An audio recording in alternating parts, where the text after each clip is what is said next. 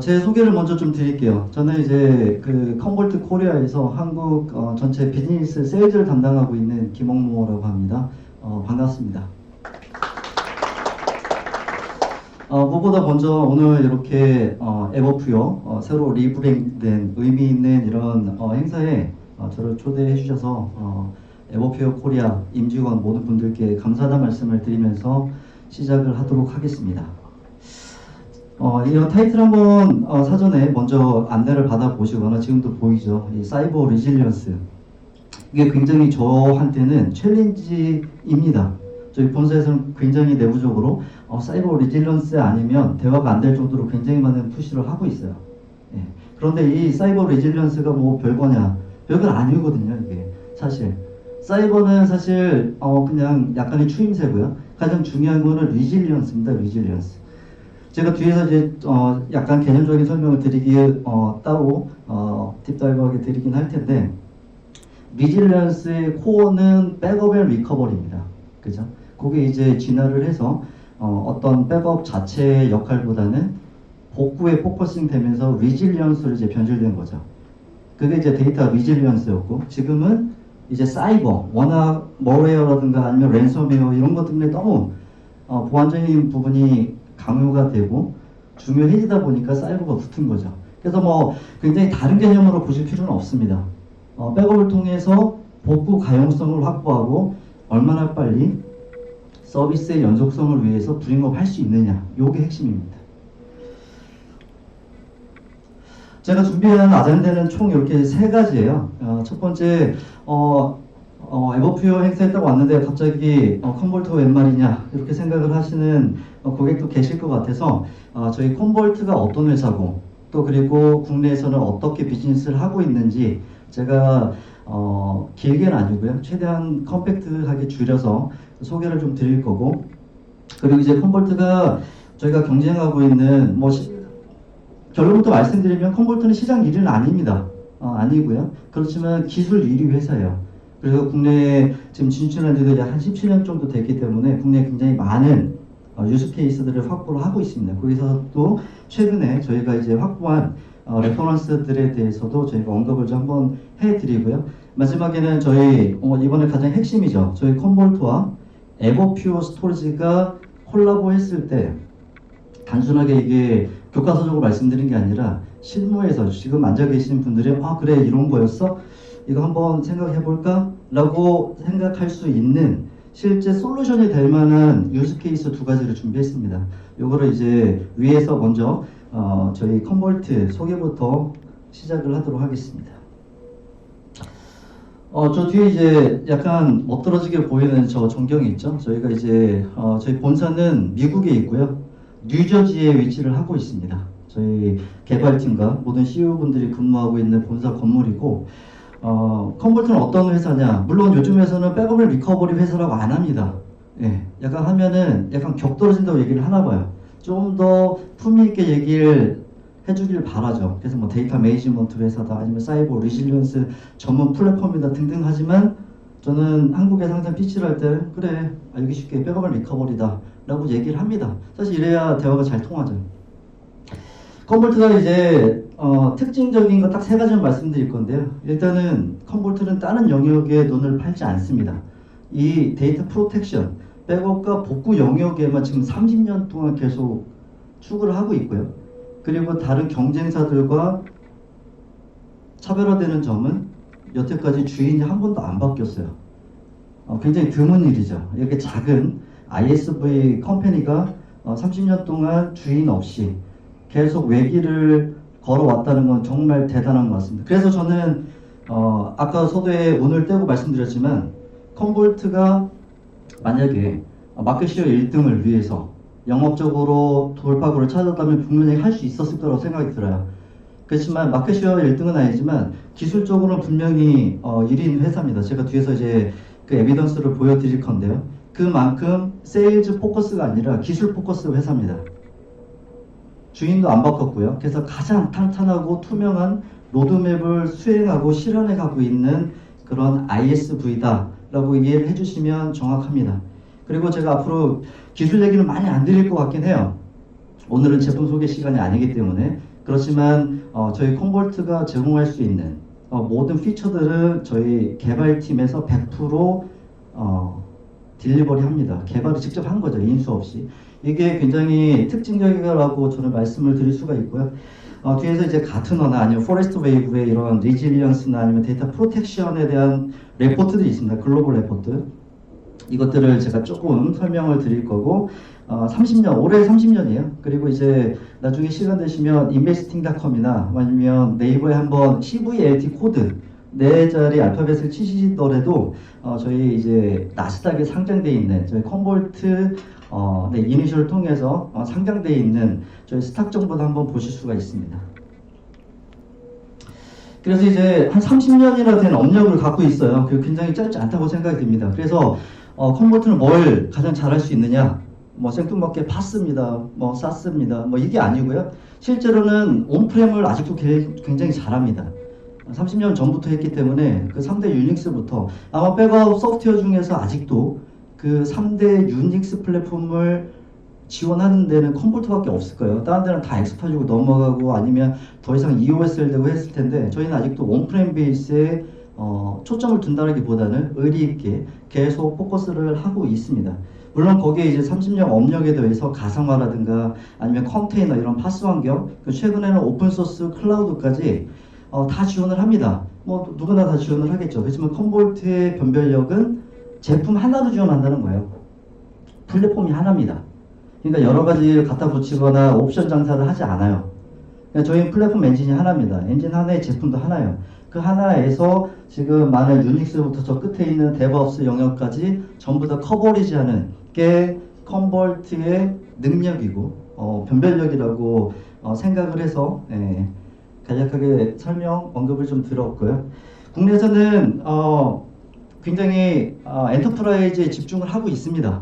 또 그만큼 엔터프라이즈의 특출난 아키텍처를 갖고 있어요. 잘 아시는 것처럼 콤볼트는 국내에 있는 베리타스, 뭐 델 EMC, 델 테크놀로지 이런 엔터프라이즈 회사들과 같이 경쟁을 하고 있습니다.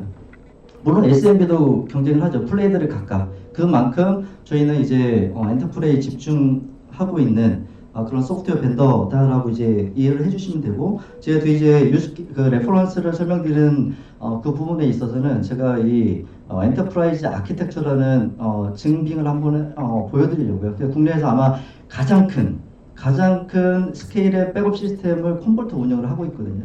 네, 좀 이따가 자세히 설명을 좀 드리도록 하겠습니다. 콤볼트는 한마디로 소프트웨어 벤더예요. 그래서 저희는 하드웨어도 물론 있습니다. 본사에. 근데 집중적으로 드라이브를 하지 않아요. 모토 자체가 어떤 하드웨어에 따른 백업 기능을 차별하지 말자. 그러니까 소프트웨어 디파인 데이터 프로텍션, 뭐 사이버 리질리언스 할 수 있죠. 이거를 가장 잘 실천하는 데가 콤볼트입니다. 그래서 저희 비즈니스, 한국의 비즈니스의 95%가 왼쪽에 있는 것처럼 저렇게 소프트웨어 온리 비즈니스예요. 그래서 고객이 원하는 서버를 선택하시고 스토리지를 에버퓨어 같은 거 선택하실 수 있게끔 모든 선택권들을 고객한테 직접 드립니다. 그리고 기존에 다른 스토리지 뭐 나스라든가 VTL 테일 여러 개 갖고 계시면 이 두 번째처럼 저희 소프트웨어만 리플레이스 하셔도 저희는 아무 불평하지 않습니다. 왜냐면 저희 하드웨어는 고객의 선택에 따라서 가져가야 된다고 생각을 하기 때문이고요. 세 번째처럼 이게 온프렘뿐만 아니라 클라우드는 가상화, 이제 퍼블릭 CSP가 되겠죠. 그런 쪽에 배포하거나 연동하는 것도 전혀 문제없이 저희가 다 디플로이를 할 수가 있고, 마지막에 어플라이언스를 언급이 되죠. 저희 본사에 어플라이언스가 저 세 번째 밑에 있는 저 HCI 기반의 어플라이언스가 있습니다. 근데 이제 국내에서는 저는 모르겠어요. 이게 시장성이 없다고 생각이 들거든요. 물론 가상화 플랫폼이라든가 뭐 이런 파스 플랫폼들은 여러 이레이지 코딩 방식의 HC가 필요하겠지만 백업은 왠지 약간은 거추장스러워 보이긴 합니다. 그래서 드라이브를 잘 하고 있지는 않고요. 대신에 고객께서 원하시면 딜리버리 가능하고, 그 외에도 저 커머디티 서버들 굉장히 많잖아요. 고객이 D사를 선호하신다 아니면 L사를 선호하신다에 맞춰서 저희가 어플라이언스랑 똑같이 인테그레이션해서 딜리버리 하는데 전혀 문제가 없습니다. 그렇기 때문에 만약에 콤볼트는 뭐 때문에 도입을 못하겠어 라는 제약사항은 없다. 고객이 원하신 대로 전부 다 커스터마이징해서 딜리버리 해드릴 수 있다는 부분을 좀 강조를 드리고요. 항상 이 지표를 많이 보셨을 거예요. 저도 늘상 100가지 이런 제품 기능들 훌륭합니다 라고 입 아프게 말씀드리는 것보다 이게 좀 편하긴 합니다. 그죠? 이 가트너에서 매직 쿼드란트는 굉장히 유명하죠. 이거는 백업 리커버리 뿐만 아니라 굉장히 많을 거예요. 플래시 스토리지 영역도 있고요. 다른 MSP 영역도 굉장히 다양합니다. 그 중에서 백업 앤 데이터 프로텍션 플랫폼 영역에서 보면은 컴볼트가 리더스 그룹 안에서도 가장 우상향을 하고 있잖아요. 사실 이게 컴볼트가 마켓시어는 아니지만 기술적으로는 글로벌리 넘버원이다라고 제가 자신 있게 말씀드리는 겁니다. 저는 이제 컴볼트에 조인한 지는 5년밖에 안 됐어요. 2021년 코로나가 한참일 때 목숨 걸고 조인을 했는데 그 전부터도 보더라도 컴볼트는 항상 저렇게 탑 랭킹을 하고 있었거든요. 그때는 왜 그런지 좀 궁금하다 했는데 제가 조인을 하고 나서는 알게 되더라고요. 정말 기술에 진심인 회사구나. 정말 꾸준하구나. 이렇게 로드맵을 이렇게 꾸준하게 실천할 수 있는 회사가 저는 못 봤는데 아무튼 그 중에 하나인 회사가 이제 컴볼트다라고 이 지표를 보시면서 그렇게 인지를 해주시면 너무 감사할 것 같고요. 백업 플랫폼들, 백업 솔루션들의 가장 큰 덕목은 저는 이제 호환성이라고 보여져요. 왜냐하면 고객은 작은 고객부터 엔터프라이즈 고객까지 굉장히 다양합니다. 그리고 그 고객마다 어떤 플랫폼, 어떤 애플리케이션 아니면 어떤 플랫폼 서비스를 운영하고 계신지 아무도 모르거든요. 그래서 이왕이면 A부터 Z까지 다 지원하는 게 제일 필요하고요. 그래서 왼쪽에 있는 것처럼 이제 플랫폼 영역에서도 저희는 3대 유닉스뿐만 아니라 이렇게 다양한 고객 운영할 수 있는 윈도우 베이스나 리눅스 베이스 굉장히 광범위하게 지원을 하고 있고 DBMS나 애플리케이션도 마찬가지입니다. 예전에는 커머셜 DB에서 오라클, RAC, SAP 하나면 끝이었지만 요즘 그렇지 않죠. 몽고DB나 마리아DB 이런 대체들이 굉장히 많이 진입을 하고 있잖아요. 이런 영역까지 가장 저희가 안정적으로 광범위하게 지원을 하고 있을 뿐만 아니라 이제 가운데 가상환경 저희가 VMware 뿐만 아니라 오픈스택 레퍼런스가 굉장히 많아요. 저희가 오픈스택도 굉장히 안정적으로 지원을 하고 있고 그 레퍼런스는 제가 뒤에서 설명을 드릴 겁니다. 그리고 밑에 있는 작은 파스 영역 있죠. 쿠버네티스는 별도의 어떤 컴포넌트나 라이센스가 필요한 게 아닙니다. 저희한테는 그냥 고객 운영하시다가 온프렘에 이제 피지컬 베어메탈 운영하시다가 가상화를 도입하셨어요. 이런다고 솔루션을 뭔가 추가할 필요는 없는 거거든요. 새로 살 필요도 없는 거고요. 똑같은 개념입니다. 만약에 파스가 쿠버네티스나 다른 렌처나 텐주 이런 거 전부 다 도입이 됐다라고 하면 그냥 자연스럽게 포괄하면 돼요. 인테그레이션 하면 됩니다. 그냥 봤던 거 변화 없이 커버리지 할 수 있는 거. 이게 컴볼트의 가장 큰 포괄적인 호환성으로부터 나오는 어떤 혜택이다라고 이제 말씀을 드릴 수가 있겠고요. 그리고 이제 빅데이터 사스 영역도 그렇고 마지막에 이제 굉장히 눈에 띄네요. 주황색으로. 에버퓨어랑 굉장히 통합이 잘 되어 있습니다. 물론 에버퓨어가 가장 인테그레이션이 잘 되어 있지만 그 외에 다른 서드파티 엑스터널 스토리지와 굉장히 타이트하게 연계가 되어 있습니다. 그래서 훌륭한 어떤 스냅샷 기반의 인테그레이션 기능들은 제가 뒤에 따로 마지막 챕터에서 저희 유스 케이스를 설명드리면서 어떻게 동작을 하고 베네핏이 되는지 자세하게 딥다이브하게 설명드리도록 하겠습니다. 그래서 이제 컴볼트는 제품이 몇 개야, 어떤 거 필요해 라고 했을 때 저 그냥 이걸로 설명드려요. 그냥 플랫폼도 하나고요, 프로덕트 하나이기 때문에 고객이 이런 레가시 피지컬을 운영을 하시든 아니면 하이브리드든 멀티 클라우드든 뭐든 상관없이 플랫폼 서비스 영역에 구분 없이 저희는 그냥 제품 하나로 다 커버리지 합니다. 그래서 이거에 뭐 필요해? 라는 질문이 필요 없는 제품이 컴볼트입니다. 이 부분이 굉장히 저희한테는 중요한 부분이라서 다시 한번 강조를 좀 드렸고요. 그리고 무엇보다도 가장 궁금해하시는 게 이런 걸 수도 있어요. 라이센스. 이 라이센스가 가장 그래 10가지 기능 다 만족했어. 근데 이제 라이센스 타입이 라이센스 방식이 기업이 추구하는 방향과 틀리거나 다르거나 등등 하면 안 되겠죠. 근데 저는 이제 중립적 입장에서 봤을 때 컴볼트의 라이센스 정책은 가장 유연한 것 같아요. 현존하는 백업 소프트웨어 중에서. 그 이유가 뭐냐면 보통 요즘은 다 물리적인 용량을 합니다. 그냥 백업할 대상이 몇 테라냐 이거에 따라서 그냥 카운팅 미터링을 하죠. 근데 저희는 추가적으로 오른쪽에 있는 것처럼 가상화, 버추얼 머신이나 어떤 인스턴스, 클라우드 인스턴스에 대한 어드밴티지를 확 드리기 위해서 요거 라이센스를 좀 바꿔놨어요.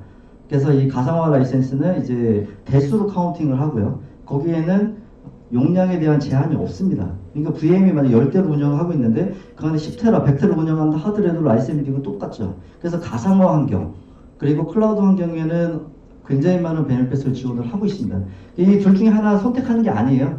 예, 하나의 고객 사이트에서 이걸 혼용을 할 수가 있습니다. 그러니까 가장 고객을 위한 라이센스 미터링 방식을 저희는 제공을 하고 있는 거죠.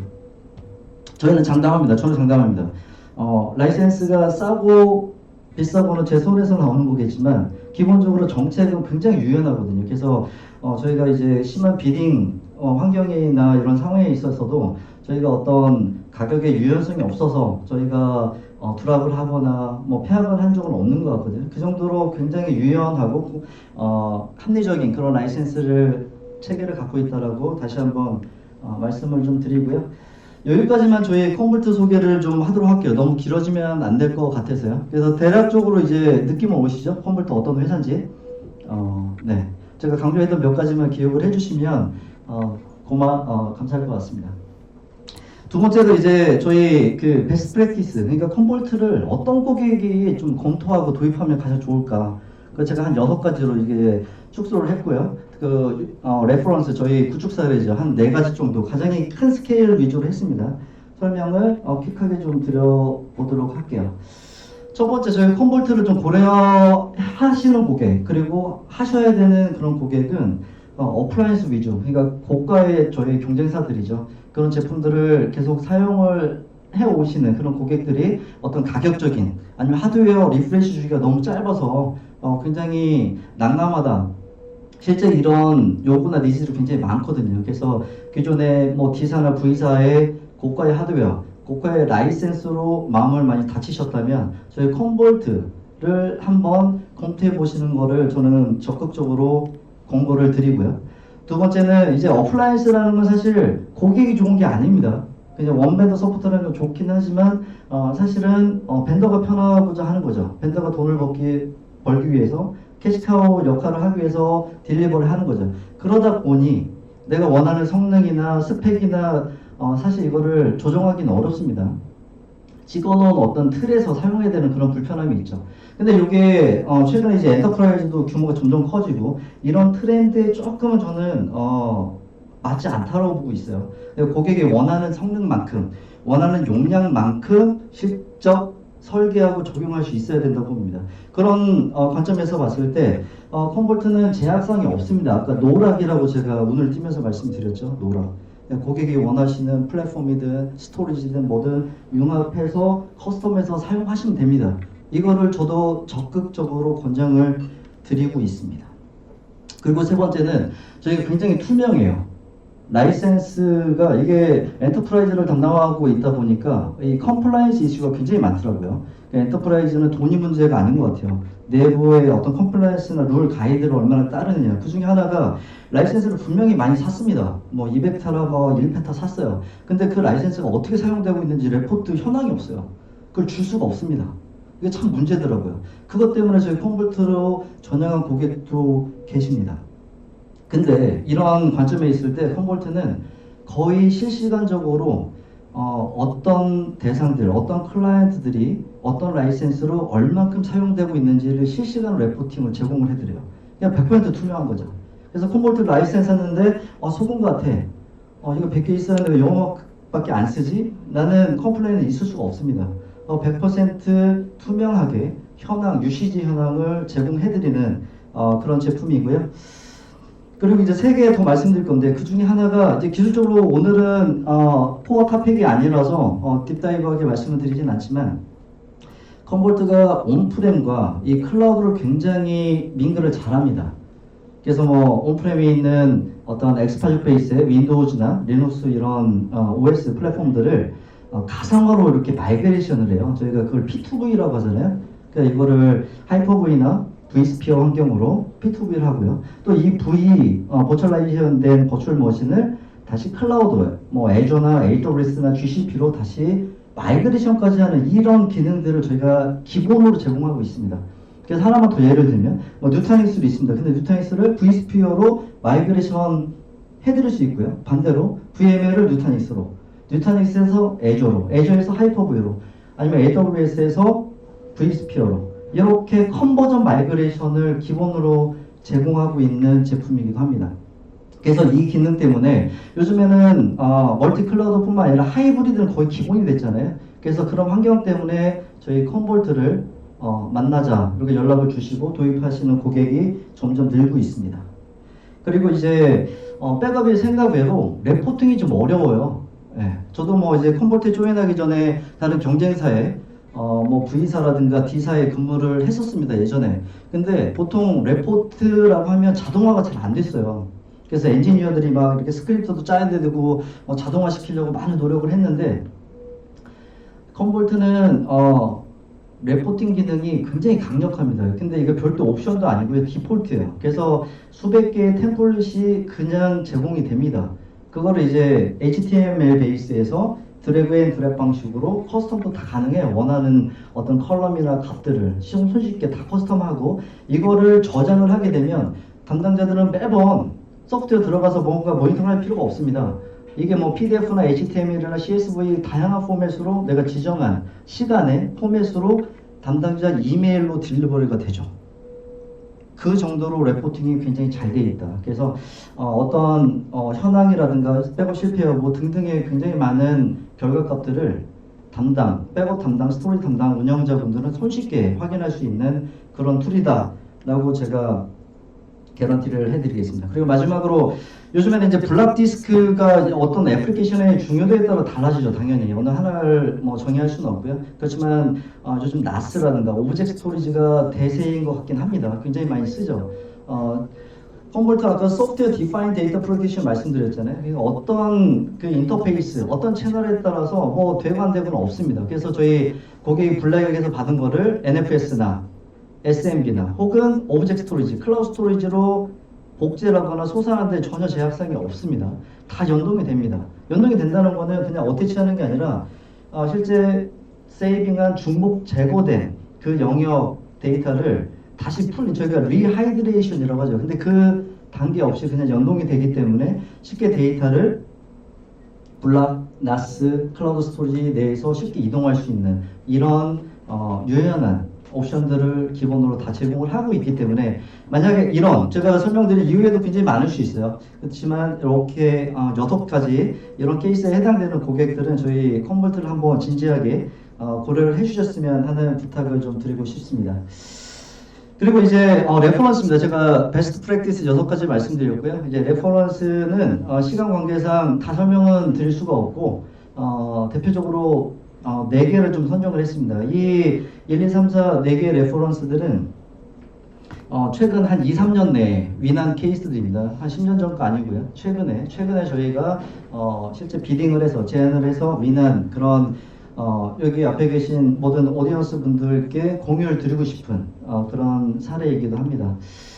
첫 번째는 이제 저희가 짧게는 뭐 국자원이라고 부르기도 하죠. 국가정보자원관리원 NIRS라고 하기도 합니다. 이게 대전에 메인 센터가 있고 광주에도 있고 백업 센터가 뭐 대구, 제가 알기로는 공주에도 지금 빌드업을 하고 있나 그렇습니다. 그게 굉장히 큰 데죠. 그래서 뭐 우체국뿐만 아니라 뭐 문체부 등등 국가기관의 모든 전산 장비들이 대전에 있는 그 데이터 센터에서 통합 관리되고 있는 그런 서비스를 제공하고 있는 NIRS입니다. 여기에 저희가 2010년도에 실제 컴볼트를 배포해서 현재 운영하고 있는 대상이 용량으로 좀 추출하기가 어려워서요. 호스트 기준이 약 7,000대 정도 됩니다. 7,000대. 이게 피지컬 베어메탈 플러스 가상 머신. 이 호스트 기준에 있을 때 7,000대거든요. 근데 저는 이 데이터 프로텍션 영역에 지금 한 20년 넘게 있으면서 하나의 백업 시스템으로 7,000대 이상을 받는 건 저는 듣지도 실제 보지도 못했습니다. 그 정도로 7,000대라는 거 매니지하기가 굉장히 쉬운 건 아니에요. 그래서 이 레퍼런스를 통해서 컴볼트는 아무리 복잡하거나 큰 스케일 환경에서도 엔터프라이즈 아키텍처를 갖고 있기 때문에 충분히 커버 가능하다라는 저는 믿음을 좀 드리기 위해서 이 레퍼런스를 소개를 드렸습니다. 작년 말까지 약 한 7,000대 규모였었고요. 이 안에서는 뭐 디스크도 있고 VTL, TA 굉장히 다양합니다. 이걸 또 뭐 광주에 있는 리모트 센터로 복제하는 이런 일련의 데이터 프로덕션 과정을 전부 다 컴볼트로 매니징을 하고 있는 그런 대표적인 사례가 되겠고요. 두 번째는 현대 자동차 그룹입니다. 이 안에서 어떤 통합 백업이나 어떤 하나의 딜을 저희가 윈했다는 그런 게 아니고요. 현재 자동차 그룹 안에는 굉장히 한 70여 개 되는 계열사들이 있습니다. 굉장히 많죠. 현대건설, 현대엔지니어링부터 해서 뭐 증권 굉장히 많잖아요. 현대차까지, 기아차까지. 실제 현대자동차 그룹의 표준 백업 소프트웨어로 저희 컴볼트가 작년 2월에 선정이 됐어요. 그래서 그간에는 현대차뿐만 아니라 여러 현대차 그룹의 계열사까지 저희가 지금 백업을 계속 확장해 나가고 있는 그런 상태이고요. 현대 자동차 그룹이 이름만 들어도 작을 것 같지는 않죠. 그래서 굉장히 그 에이지 클라우드라고 하는 버추얼 자체 프라이빗 클라우드 영역에서도 굉장히 많은 호스트들이 존재하고요. 베어메탈 그리고 쿠버네티스 기반의 어떤 파스 컨테이너 영역 굉장히 다양합니다. 이런 것들을 저희 경쟁사와 한 6개월 정도 이제 기능 검증이나 제한 그리고 가격 비딩까지 다 통해서 작년 2월에 최종적으로 저희가 표준 소프트웨어로 선정이 됐고요. 요거나 앞으로 한 수년간 계속 유지되는 어떤 계약 관계에서 저희가 솔루션을 딜리버리 하게끔 되어 있습니다. 그래서 1차적으로는 현대에서 직접 지정한 서버나 스토리지 유형으로 1차 백업을 하고 그 이후에는 저런 그 오브젝트 스토리지나 나중에는 다른 권역에 있는 데이터 센터나 클라우드로 복제하는 이런 아키텍처를 지금 현재 만들어 가고 있습니다. 이게 굉장히 저희 컴볼트 쿨의 입장에서는 굉장히 의미 있는 빅 스케일의 대형 레퍼런스가 되고요. 앞으로 이 안에서도 저희가 이제 에버퓨어랑 발생할 수 있는 저희가 만날 수 있는 그런 기회들을 계속 발굴하고 같이 협업을 할 예정이고요. 세 번째는 이제 네이버 클라우드입니다. 네이버 클라우드는 아시다시피 이제 국내 작은 그냥 클라우드 회사는 아니죠. 해외로도 진출했고요. 지금은 글로벌 CSP라고 부르죠. 클라우드 서비스 프로바이더. 그냥 네이버 클라우드도 한 3년 전에 2022년도죠. 그때 저희가 제안을 해서 구축을 했었고요. 구축하는 데만 해도 한 2년이 걸렸습니다. 왜 이렇게 오래 걸렸냐면 여기에는 단순하게 가서 백업을 구축하고 뭐 디플로이하는 그런 방식이 아니고요. CSP입니다. CSP이기 때문에 이 모든 것들이 다 자동화되어 있어요.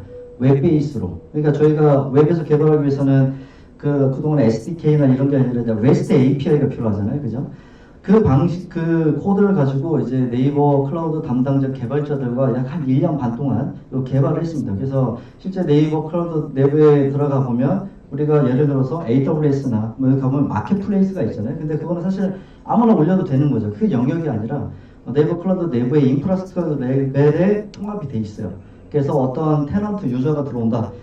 근데 그 고객이 백업 에이전트를 설치해야 되고 백업 정책을 만들고 복구도 해야 된다. 이런 모든 일련의 과정이 다 REST API로 자동화되어 있습니다. 그래서 들어가서 이제 네이버 클라우드의 테넌트 유저들은 모르죠. 이게 컴볼트로 동작하는지 모르죠. 근데 네이버 아키텍처는 저희 컴볼트로 다 자동화되어 있는 그런 CSP 영역에서는 굉장히 큰 레퍼런스이고요. 여기에 포함되어 있진 않지만 최근에 이제 삼성 SCP까지 저희가 일부, 전체는 아닙니다. 일부를 저희가 백업 플랫폼 제공자로서 지금 들어가 있어요. 그래서 아키텍처가 비슷합니다. 네이버 클라우드는 하이퍼바지가 좀 다르고 하이퍼바지의 차이만 있지 실제 삼성 클라우드도 같은 어떤 목적과 타겟으로 저희 컴볼트를 도입을 한 거고요. 마지막으로 이제 하나금융그룹이 있습니다. 하나금융그룹 공통 이제 프라이빗 클라우드 그 그룹을 위한 공통 클라우드입니다. 이게 전부 다 오픈스택으로 되어 있어요. 그래서 오픈스택을 지원을 해야 되는 그런 요건이 있었고 더 이상 이제 베어메탈은 운영하면 안 되겠다. 다 버추얼 머신으로 커버를 하겠다. 그리고 이제 별도의 고가 스토리지를 구매하지 않고 기존에 보유하고 있는 이 NAS 스토리지를 이용해서 백업과 복제를 다 하고 싶다. 이 세 가지 요건이 있었거든요. 그거를 충족할 수 있는 건 저희 컴볼트밖에 없었습니다. 그래서 실제 2022년도에 이렇게 데이터 센터 메인 센터에서부터 이제 분당에 있는 DR 센터까지 다 복제 환경, 그러니까 백업 플러스 복제까지 전부 컴볼트로 구축해서 현재까지 운영하고 있는 대표적인 사례입니다. 네. 이렇게 한 4개 정도 소개를 좀 드렸는데 컴볼트 잘 몰랐는데 들어보니 나름 엔터프라이즈 시장에서 좀 메인 플레이어겠구나라는 생각이 좀 드시나요? 네. 그죠? 그래서 아까도 말씀드렸지만 솔직히 말씀드렸어요. 마켓 슈어 1위는 아니지만 기술력으로 그냥 컴볼트를 한번 컨택을 하시고 한번 써보신 그런 고객들은 별 컴플레인이 없는 그런 제품이기도 합니다. 네. 물론 제 사견이 많이 들어간 부분도 있긴 하죠. 시간이 이제 정확하게 한 20분 정도 남은 것 같아요. 제가 20분 안에 이 마지막 챕터에 대해서 좀 설명을 좀 드릴게요. 전 세션하고 어떻게 보면 컨셉적으로나 아니면 디테일은 좀 다를 수 있긴 합니다. 환경이나. 근데 약간 중첩되거나 반복되는 내용이 사실 좀 있을 수는 있습니다. 그런 부분들은 감안을 해주시고요. 저희가 컨벌트가 이제 에버퓨어와 같이 협업했을 때, 콜라보를 했을 때 어떤 실질적인 솔루션을 고객분들한테 딜리버리 할 수 있을까? 이 유스 케이스 2가지에 대해서 준비를 해봤고요.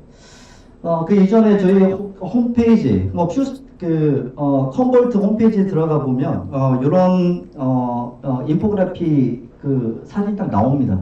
이건 뭐냐면 이제 컴볼트와 에버퓨어가 글로벌리 얼라이언스 관계를 하는 거죠. 그래서 방향을 같이 보고 솔루션을 공유하면서, 같이 협업 체제를 가고 있다라는 어떤 증빙으로서 제가 좀 보여드린 거고요. 예, 이거는 저희 컴볼트 홈페이지뿐만 아니라 에버퓨어 홈페이지에 들어가셔도 확인하실 수 있는 내용입니다. 그래서 이거는 뭐 제가 이 자리에서 내피셜로 말씀드린 게 아니라 본사 차원에서 얼라이언스가 되어 있는 검증된 기술과 방향이다 라는 부분을 말씀을 드리고 싶었고요. 오늘 가장 메인 토픽이 아까도 제가 보여드렸잖아요. 가트너는 이제 데이터 프로텍션 영역이었습니다. 백오버 리커버리죠. 그 영역에서 탑이었지만 사실 오늘 사이버 리질리언스를 언급할 때 더 효과적인 거는 사실 이 영역이거든요. 데이터, 포레스트 웨이브 지표입니다. 웨이브. 그럼 위에 타이틀을 보시면 더 베스트 데이터 리질리언스 솔루션이라고 되어 있어요. 이게 2024년인데 이게 가장 최신입니다. 이거는 2년에 한 번씩 업데이트가 되고 있거든요. 아직 지금 2026년에는 나오진 않았어요. 곧 아마 출시가 될 건데 이 영역에서 딱 보이시더라도 제가 약간 핑크로 하이라이트를 했죠. 리더스 영역 안에 그 웨이브죠. 가장 상단에 있는 웨이브에 독보적으로 컴볼터 위치를 하고 있습니다. 이 얘기는 뭐냐면 아까 가트너 매직 쿼드런트 보시면 백업 리커버리에서도 탑 랭커지만 이 데이터 리질리언스 백업 데이터를 이용해서 얼마나 빨리 서비스를 재개하고 부영업할 수 있느냐 영역에서도 컴볼트가 탑입니다. 네. 그래서 이 지표를 먼저 보여드리면서 이제 실질적으로 어떻게 통합이 되고 어떻게 사용할 수 있어 라는 거는 이제 서서히 말씀을 제가 드릴 거고요. 다시 한번 좀 개념을 좀 설명드리고 이제 딥다이브에 가는 게 좋을 것 같아서요. 아까 제가 서두에 언급은 드리긴 했는데요. 이 리질리언스라는 거는 모태가 백업을 리커버리예요. 예전에는 리질리언스라는 말을 잘 쓰지 않았습니다. 아시는 것처럼 다 가상화나 클라우드 환경이 되면서부터 이제 리질리언스를 강조했었죠. 예전에 피지컬 머신 이런 베어메탈 환경에서 리질리언스 구현하기 쉽지는 않았죠.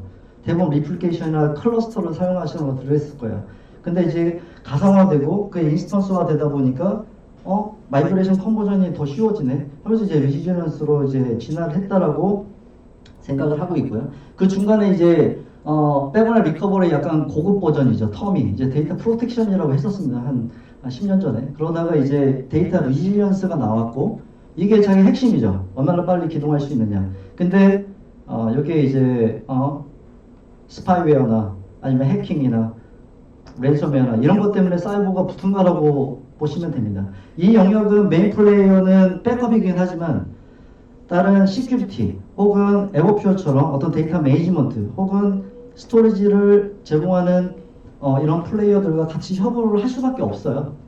그걸 통해서 아까 뭐 세이프 모드 기억나시나요?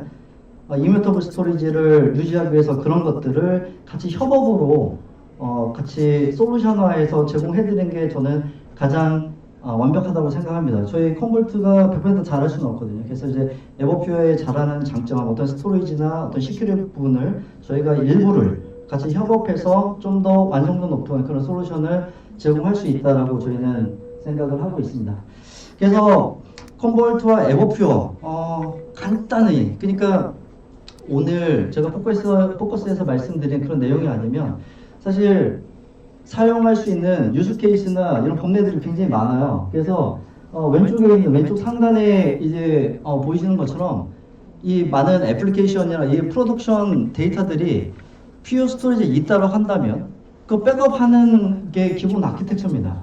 그죠? 그 안에 뭐 SAP 하나가 있든 오라클이 있든 뭐 이런 데이터들 저희가 기본적으로 스냅샷, 저희는 인텔리 스냅이라고 부릅니다. 컴볼트와 에버퓨어의 통합된 스토리지 스냅샷 기술이 인텔리 스냅이에요. 인텔리 스냅을 통해서 백업을 할 수 있고요. 그리고 이 백업받은 데이터를 이제 백엔드에서 보게 되면 뒤에 어떤 나스나 블록도 가능하죠. 나스나 오젝 이런 에버퓨어 스토리지를 이용해서 리텐션을 2달 뭐 아니면 1년 이렇게 가져갈 수 있는, 그러니까 백업 소스로서에서도 에버퓨어가 필요하고요.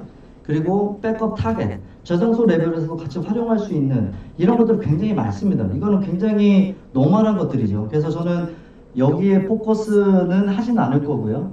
예, 좀 더 제가 오늘 말씀드리려고 하는 이 두 가지에 좀 포커스해서 말씀을 드리려고 합니다.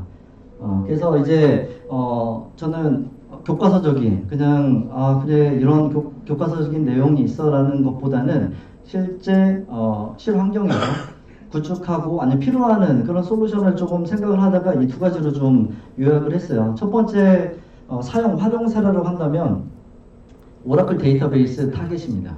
그러니까 대용량이어도 좋고요, 아니어도 좋습니다. 작은 것도 상관이 없고요. 예, 여기는 아까 전 세션에서 언급이 많이 됐죠. 오라클의 어떤 알맨이 보통 이제 스트리밍 방식을 많이 사용을 하죠. 블락 레벨로. 그렇지만 이제 이미지 카피, 그러니까 데이터 파일의 포맷을 그대로 유지하는 이미지 카피 방식을 통해서 뭔가 획기적으로 백업 시간을 줄이고 기동하는데 수분이면 되는 이런 아키텍처들이 있거든요. 저희 컴볼트와. 그래서 그 부분을 조금 드릴다운에 설명드리고, 두 번째는 재해복구 자동화입니다. 그 재해복구라는 거는 이제 아시는 것처럼 영역이 굉장히 넓습니다. 그냥 단순히 백업에서 갖다 놓는 것도 재해복구고요. 클러스터도 재해복구고요. 굉장히 많아요. 그 레벨에 따라서, 그 RPO에 따라서 굉장히 다양하긴 합니다. 그렇지만 저희 컴볼트는 백업 앤 리커버리 플레이어로서 그 바운더리 안에서 최대한 할 수 있는 재해복구 솔루션을 갖고 있어요. 이것도 마찬가지로 에버퓨어랑 같이 협업해서 그 캐파를 100% 끌어올릴 수 있는 그런 솔루션 모델이 있습니다. 이 두 가지를 남은 한 15분 동안 설명을 좀 드리도록 하겠습니다. 오라클 데이터베이스 예나 지금이나 뭐 굉장히 챌린지는 많아요. 근데 이제 오라클은 예전만 하더라도요, 제가 예전이라면 한 20년 전, 근데 오라클 데이터베이스가 한 5테라만 돼도 굉장히 컸었습니다. 테라? 왜 이렇게 크지? 예. 근데 지금 50테라 우습죠. 굉장히 커졌습니다. 그래서 이제 데이터베이스가 굉장히 커지는 것만큼에서 백업 기술이 늘었냐? 그건 아니거든요. 그냥 알면 똑같습니다. 예. 그러니까 챌린지가 생긴 거죠. 이게 기존에는 5테라만 됐는데 지금 50테라 혹은 100테라 이상을 받아야 되니까 이건 계속 도전 과제가 될 수밖에 없고요. 기존에 어떤 파일 레벨의 비기너였다면 지금 파일 레벨이 안 될 거예요. 예. 안 되고요. 다 이제 버전 올라오면서 ASM 베이스라서 이제 알맨을 연동해야 되는 그런 상황이 됐습니다. 그리고 예나 지금이나 오라클은 작든 크든 데일리 풀백업을 해야 돼요. 안 하면 담당자가 불안합니다. 그죠? 아까도 설명드렸겠지만 풀백업 플러스 인크리를 적용하기에는 위험도 있고요. 시간도 너무 많이 걸리기 때문에 무리를 하더라도 DB 담당자, 백업 담당자는 DB만큼은 매일 풀백업을 원해요. 그죠? 근데 시간이 문제입니다. 시간이 계속 백업 빈도가 늘어나기 때문에 계속 챌린지를 받고 있다고 생각이 들고요. 그의 확장선으로 요즘에는 이제 데브옵스라는 말도 좀 유행이 지난 것 같긴 한데, 데브옵스는 결국에는 개발이나 테스트 환경에 빨리 브림업 시켜주는 게 목적이잖아요. 그죠?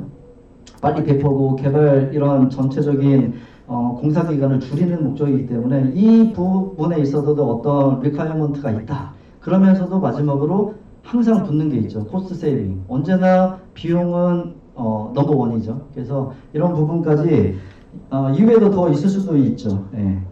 그래서 실제 그 기존에 현재 엔터프라이즈 고객들이 백업을 하는 방식은 물론 아닌 것도 있습니다. 그렇지만 대부분은 이렇게 할 거예요.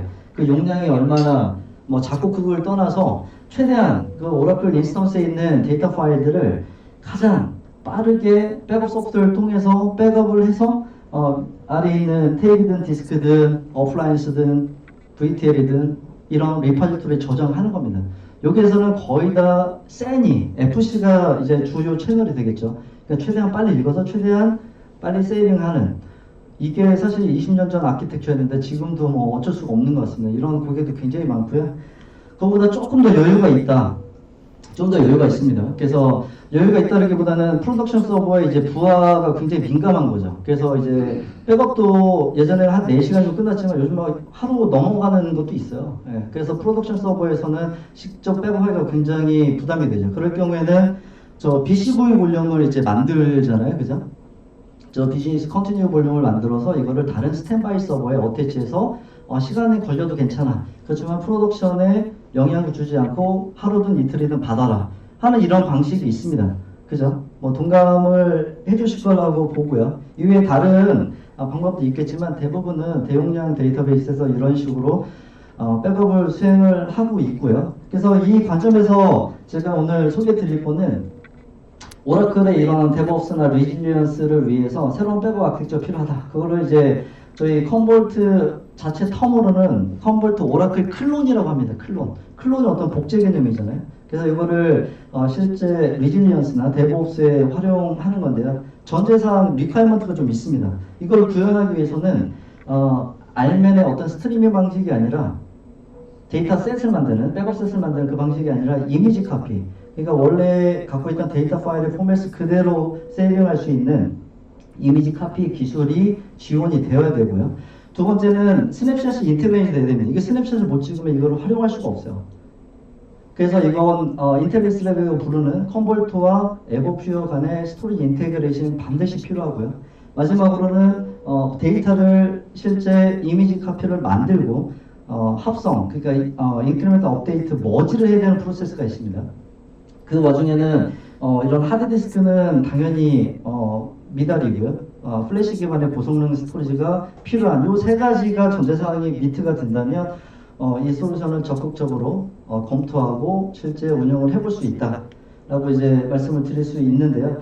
조금 더 이제 절차적인 걸 좀 말씀드릴게요. 그러니까 오라클 알맨의 이미지 카피가 뭐지, 어떤 방식으로 되지, 뭐 궁금해 하실 수도 있어요. 그래서 간단하게 이렇게 도식화해서 말씀드리면 컴볼트는 사실 오케스트레이터 입장입니다. 예. 이거 오라클 알맨 이미지 카피를 쓰는 거고요. 플래시 스토리지, 그러니까 에버퓨어의 스냅샷 기술을 활용하는 거고, 대신에 이걸 다 오케스트레이션 하는 지휘자 역할을 이제 컴볼트가 하는 거거든요. 그래서 오라클 프로덕션 서버에서 이렇게 이미지 카피를 맨 먼저 생성을 합니다. 이거는 이제 알맨 커맨드로 하게 되면 자동으로 이제 이미지 카피를 에버퓨어가 제공하는 스테이징 공간이 있습니다. 이거는 실제 백업 공간이죠. 별도의 어떤 블락 스토리지든 NFS 스토리지든 이렇게 어태치하는 영역에 이미지 카피를 만들죠.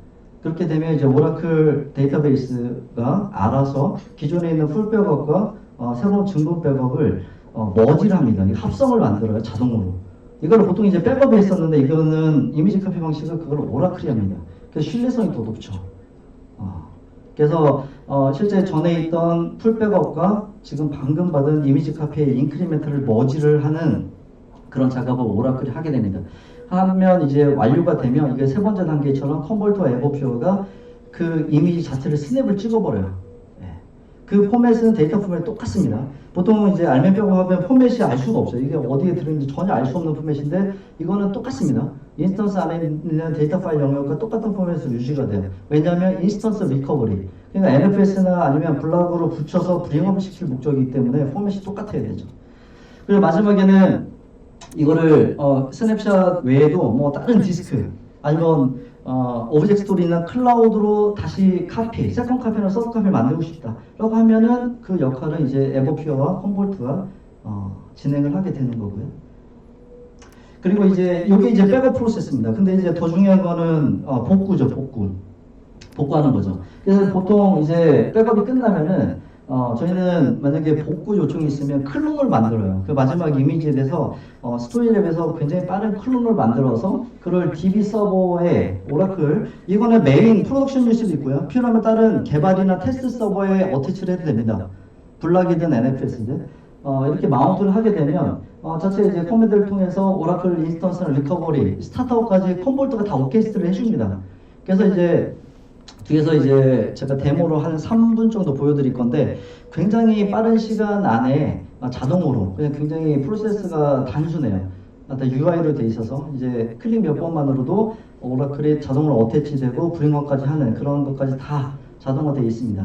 그리고 마지막에는 이제 개발 테스트를 위해서 브링업한 인스턴스를 다 썼다라고 하면 이제 그 클론을 스냅샷에 지우면 됩니다. 그러면 이제 다시 플랫하게 돌아가는 거죠. 이 프로세스로 지금 대용량 오라클 데이터베이스의 백업 플러스 개발 테스트 요건까지 미트를 할 수 있다라고 이제 말씀을 드리는 거고요.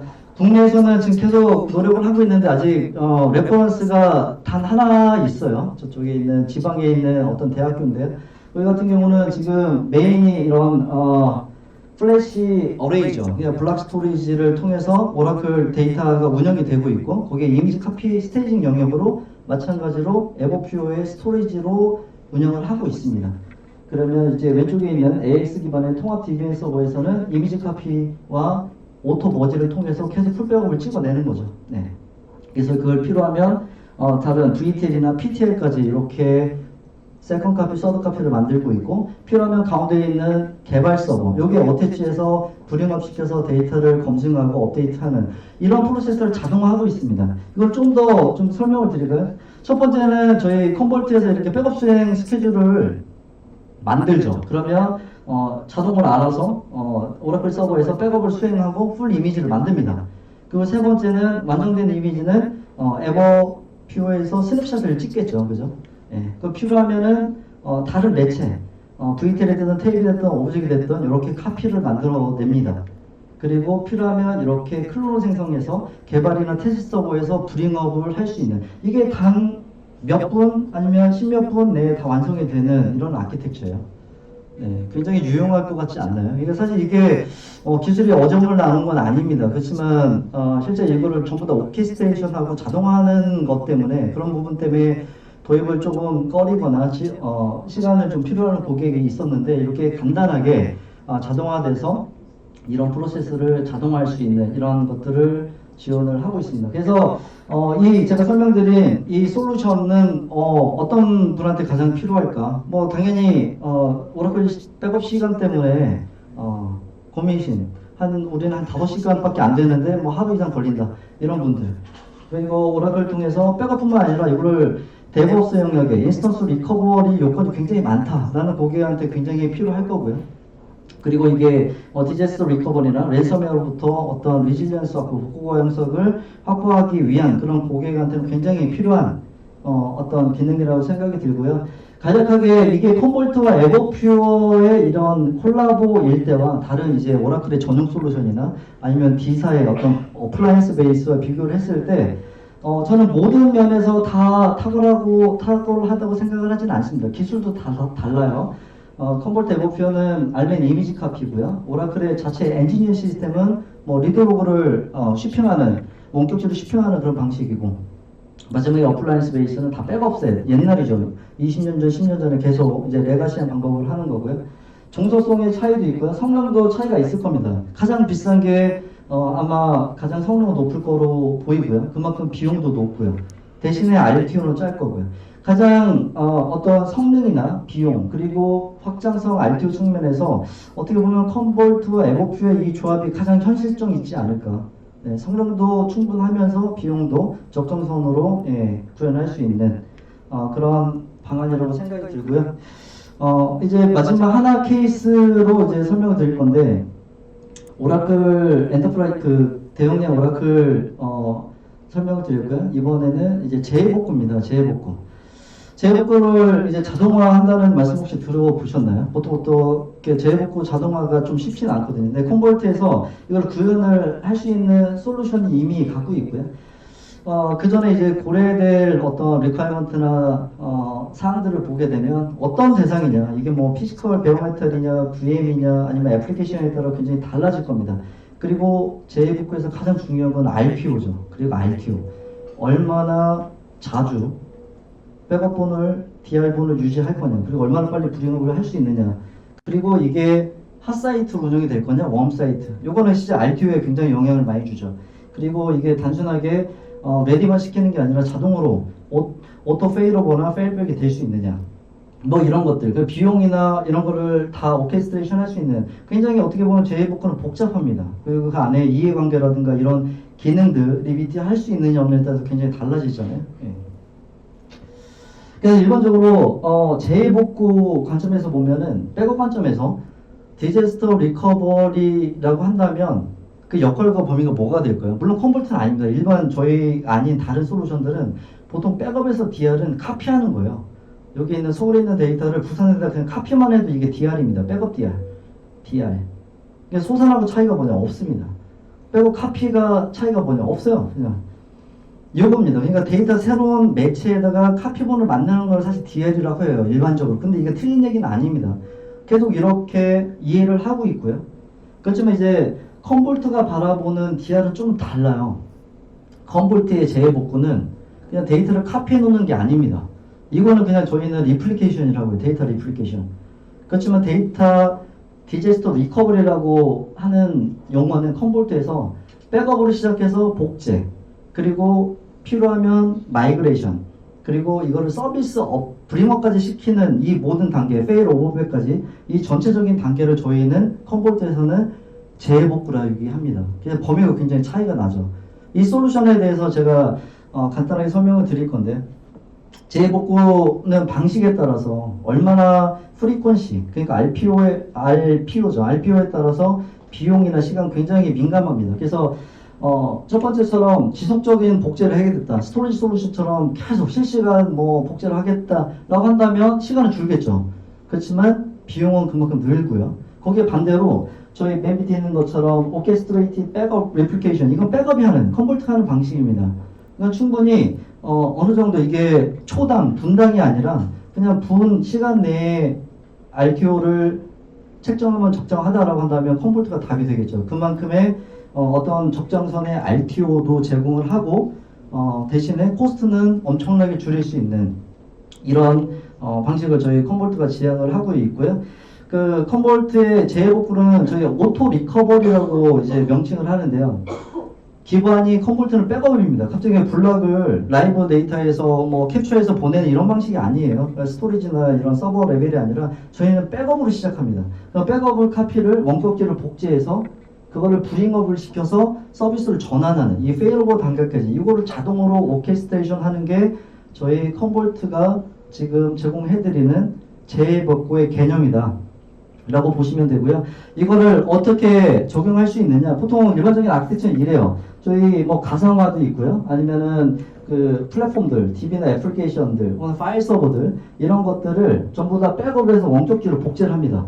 복제를 하고서 필요하면은 이거를 뭐 테스트 목적으로 아니면 라이브 프로덕션 전환을 위해서 페일백이든 페일 오버든 아니면 이걸 언두까지 전부 다 자동화해 놓는 그냥 오케스트레이션 툴을 제공하는 거죠. 그래서 이 재복구를 세팅을 해 놓으면 필요할 때 아무 때나 테스트를 하시거나 아니면 페일오버를 통해서 서비스를 타겟으로 전환할 수 있는 이런 서비스를 제공을 해 드리고 있고요. 저희 그 공식 홈페이지에 보시면 이렇게 오토 리커버리 밑에 이제 대상들이 있습니다.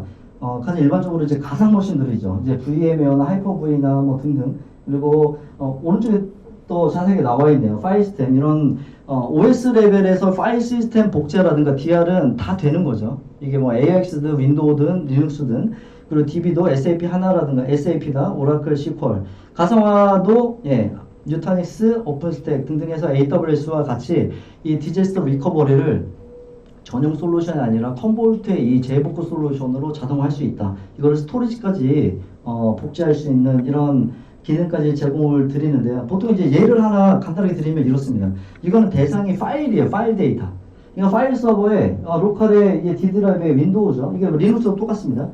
10테라 정도 데이터가 있어요. 이 안에 굉장히 중요한 파일 서버입니다. 그 안에는 약 5천만 개의 파일이 있고요. 이거를 일단 DR 저희 컴볼트 디제스터 리커버리 재복구를 구축을 하게 되면 일단 백업을 합니다. 1차 백업. 그리고 그 타겟이 리모트까지 복제를 하게 됩니다. 저장소 복제를 하게 되고요. 보통 여기까지 끝인데 저희는 이거를 컴볼트는 계속 싱크를 해놓습니다. 복구를 계속 하는 거예요. 그래서 이제 백업 전 DR 백업 전환소까지 복제가 되면 이거를 자동화된 프로세스에 따라서 저쪽 타겟 스탠바이 쪽에 복구 싱크를 해놓는데 스토리지 복제하는 것처럼 계속 해놓는 거죠. 그래서 필요하면 서비스 전환을 하는 겁니다. 그러니까 결국에는 이게 왜 리질리언스냐, 복구 시간이 없어서 그렇습니다. 평상시 복구를 해놓는 거죠. 보통 이제 백업 데이터는 페일이 발생하면 그때부터 리얼 데이터를 리스토어 하잖아요. 근데 리스토어하는 데이터가 크면 클수록 뭐 하루가 걸리고 이틀이 걸리기도 하잖아요. 근데 그 시간을 없애는 겁니다. 어떻게? 이렇게 복제 타겟 리플리케이션 하고 그걸 타겟 서버에 데일리 자동화된 프로세스에서 계속 복구를 해놓는 거죠. 그래서 실제 장애가 발생했을 때는 타겟에서는 데이터 복구 과정 없이 그냥 브링업만 시키면 되는 거죠. 그래서 수분 안에 이게 가능하다라고 제가 이제 말씀을 드릴 수 있는 거고요. 이게 데모이긴 한데 제가 지금 시간 관계상 이거는 좀 나중에 제가 따로 공유를 좀 드리도록 하고요. 이제 마지막 장표이긴 합니다. 이 콤볼트의 재복구는 다양하게 사용될 수 있어요. 아까처럼 뭐 많은 가상화 플랫폼이나 파일 서버, 애플리케이션 등등. 그리고 마찬가지로 이제 에버퓨어랑 같이 콜라보해서 이렇게 뭐 VME, DBMS나 어떤 파일 시스템이 에버퓨어 스토리지를 통해서 이렇게 서비스가 되고 있다고 한다면 저희는 뭐 기존 환경 그대로 해서 인텔 스냅을 통해서 최대한 빨리 스냅샷 베이스의 백업을 수행을 하고 그걸 원격지에 복제를 하고 그리고 브링업 시키는, 그러니까 페일러버 타깃에서도 만약에 에버퓨어의 스토리지에 저희가 복구를 한다면 그 안에서도 스냅을 찍거나 아니면 좀 더 빠른 VM이든 파일 시스템이든 애플리케이션 기동성을 확보할 수 있는데 굉장히 중요한 팩터로 동작을 할 수 있을 거라고 보고요. 그런 의미에서 제가 좀 급하게 설명을 드렸지만 오라클, 대용량의 오라클 데이터베이스에 대한 리질리언스, 그리고 파일, VM 이런 애플리케이션에 대한 백업 레벨의 완벽한 오케스트레이션 된 재복구, 이 두 가지를 유스 케이스로 조금 검토를 해보시고 이게 어느 정도 좀 궁금하다 등등 하시면은 뭐 이 시간 이후에도 언제라도 저희 뭐 에버퓨어 어카운트 세일즈 매니저들한테 연락을 주셔서 저한테 요청을 해주시면 제가 같이 방문을 해서 좀 더 드릴 다운된 내용으로 논의를 해볼 수 있도록 준비를 하도록 하겠습니다. 지금 거의 한 시간 동안 경청해 주셔서 너무 감사드리고요. 많은 관심과 연락 주시면 대단히 감사하겠습니다. 수고하셨습니다.